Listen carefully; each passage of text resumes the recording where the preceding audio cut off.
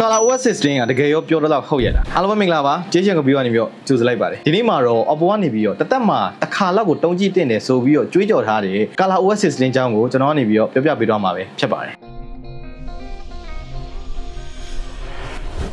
ကျွန်တော် Windows 15 series မှာဆိုလို့ရှိရင်တော့ Color OS system ကဘေးရင်ပါလာပါပြီအပေါ်ကြည့်မယ်ဆိုလို့ရှိရင်တော့ Color OS 15နဲ့အဲ့လောက်ကြီးမကွာဘူးလို့ထင်ရပေမဲ့လည်းအတွင်းမှာ feature တွေကတကယ်ရောအလုပ်ဖြစ်ရလား marketing စကားလုံးတွေတက်ပဲလားဆိုတော့ချက်ကြည့်အောင်တော့ပထမဆုံးအနေနဲ့ဆိုလို့ရှိရင်တော့ UI အရန်ကြီးတိတိတတ်တာကွဲထွက်နေရမျိုးတော့မဟုတ်ဘူးဒါပေမဲ့ detail လေးတွေတော့ပြောင်းသွားတယ် icon တွေကအရန်ထပ်ပို့ပြီးတော့လုံးပြီးတော့ကျွန်တော် round shape ဖြစ်လာတယ်ကျွန်တော် wallpaper အယောင်နဲ့လိုက်ပြီးတော့ icon တွေအယောင်ပြောင်းပေးတာကလည်းပို့ပြီးတော့ minimalist ဖြစ်တယ်မျက်စိလည်းရှင်းသွားတယ်ပေါ့တက်ပါဒီ app icon လည်း site မျိုးချိန်လို့ရပါတယ် Color OS system ရဲ့အဓိကထူးခြားတဲ့အချက်ကတော့ AI inspiration team ဖြစ်ပါတယ် lock screen မှာဆိုလို့ရှိရင်တော့ timer widget ကိုကြိုက်တယ်လို့ထည့်လို့ရပါတယ် live photo နဲ့ video ဆိုလို့ရှိရင်လည်း lock screen wallpaper ဖြစ်သုံးလို့ရပါတယ် AI က subject ကိုအလိုလျောက်ကြည့်ရှိပြီးတော့ depth effect ကိုလည်းဖန်တီးပေးနိုင်ပါတယ် performance ဘိုင်းမှာဆိုလို့ရှိရင်တော့ animation ကိုတို့အဓိကထားပြီးတော့ပြင်ပေးထားတယ်လို့ဆိုပါတယ်အချိန်တုန်းက site bar ဆွဲလို့ရှိရင်အဆင်မပြေတယ်လို့ဖြစ်တယ်ဆိုပေမဲ့လည်းအခုတော့ animation ကိုတစ်ဆက်တည်းဖြစ်အောင်လုပ်ပေးထားပါတယ်ကျွန်တော်လက်ရှိ300လောက်တကယ်ကိုသဘောကျအချက်တစ်ချက်ကတော့ reset app ဖြစ်ပါတယ် background မှာ reset app တွေကိုရှင်းထုတ်လိုက်မယ်ဆိုရင်တော့ကိုနောက်ဆုံးတုံးထားတဲ့ page နေရာနေပြီးပြန်စပေးထားတာတော့တော်တော်လေးမိုက်တယ်ကိုဘာတုံးခဲ့တယ်ဆိုတော့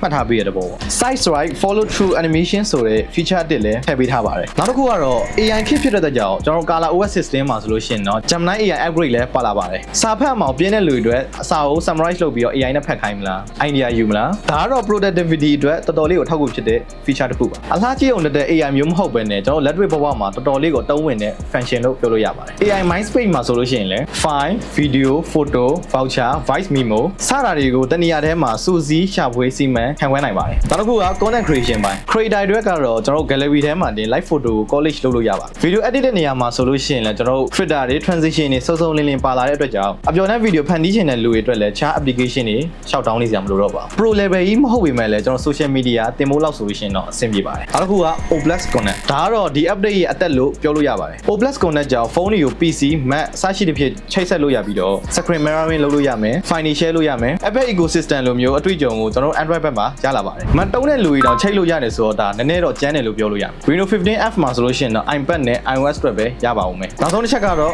loudness support ဖုန်းတစ်လုံးကိုဝယ်ပြီးတော့အကြိုက်သုံးချင်တဲ့လူတွေအတွက်သတင်းကောင်းတစ်ခုရှိပါတယ် Major Color OS update ကို9ချိန်တီတီပေးမယ်လို့ဆိုပါတယ်ဖုန်းကတော့ကျွန်တော်မကွဲတော့ဘူးဆိုရင်ပေါ့ကျွန်တော်အချုပ်ပြောရမယ်ဆိုလို့ရှိရင် Color OS system ကအများကြီးပြောင်းလဲသွားတယ်လို့ပြောလို့မရဘူးဆိုပေမဲ့လည်းလက်တွေ့တုံးတဲ့အခါမှာဆိုလို့ရှိရင်စမှုဖြစ်မှုနဲ့ O+ connect လိုမျိုး feature တွေကတော်တော်လေးကိုအားရစရာကောင်းတယ်လို့ပြောလို့ရပါတယ်ဒီ feature တွေကိုဘယ်လိုမြင်လဲဆိုတာကိုလည်း comment မှာဝင်ရောက်ရေးပေးသွားလို့ရပါတယ်အားလုံးပဲကျေးဇူးတင်ပါတယ်ကျွန်တော်ထပ်မံဖြစ်ပါတယ်